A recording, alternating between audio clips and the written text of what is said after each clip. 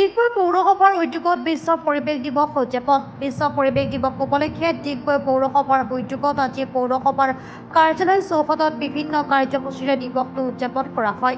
অনুষ্ঠানৰ আৰম্ভণিতে পৰিৱেশ সংৰক্ষণ আৰু সেউজীয়া পৰিৱেশ গঢ়ি তোলাৰ লক্ষ্যৰে ডিগবৈ পৌৰসভাৰ কাৰ্যালয় প্ৰাংগণত বৃক্ষৰোপণ কাৰ্যসূচী ৰূপায়ণ কৰা হয়।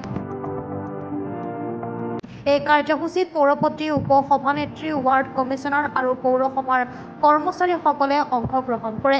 ইয়াৰ পিছতে চহৰখন পৰিষ্কাৰ-পৰিচ্ছন্ন কৰি ৰখাৰ উদ্দেশ্যে এক বিশেষ স্বচ্ছতা অভিযান চলোৱা হয়।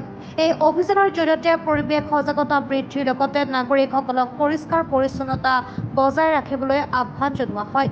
বিশ্ব পৰিৱেশ দিৱসৰ এই বিশেষ উপলক্ষে ডিগবৈ পৌৰসভাৰ অন্তৰ্গত ব্যৱসায়িক প্ৰতিষ্ঠানসমূহৰ মাজত দুটাকৈ ডাষ্টবিন বিতৰণ কৰা হয়। চহৰখনক পৰিষ্কাৰ আৰু সুন্দৰ কৰি ৰখাৰ স্বাৰ্থত ব্যৱসায়ীসকলক নিজৰ প্ৰতিষ্ঠানৰ চৌহদ পৰিষ্কাৰ-পৰিচ্ছন্ন কৰি ৰখাৰ লগতে আৱৰ্জনা নিৰ্দিষ্ট ডাষ্টবিনত পেলাবলৈ আহ্বান জনায় পৌৰসভাই। উক্ত অনুষ্ঠানত ডিগবৈ পৌৰসভাৰ পৌৰপতি সুদীপ দত্ত চৌধুৰী, উপ-সভানেত্ৰী ডিম্পী সোণোৱাল, সকলো ৱাৰ্ড কমিছনাৰ, বিষয়ববীয়া, কৰ্মচাৰী আৰু স্থানীয় ব্যৱসায়ীসকল উপস্থিত থাকে। বিশ্ব পৰিৱেশ দিৱস উপলক্ষে আয়োজিত এই কাৰ্যসূচীয়ে চহৰখনত পৰিৱেশ সজাগতা বৃদ্ধি আৰু পৰিষ্কাৰ-পৰিচ্ছন্নতা ৰক্ষাৰ ক্ষেত্ৰত এক গুৰুত্বপূৰ্ণ ভূমিকা পালন কৰিব বুলি আশা প্ৰকাশ কৰে ডিগবৈ পৌৰসভাই। Bureau report, বি+এন।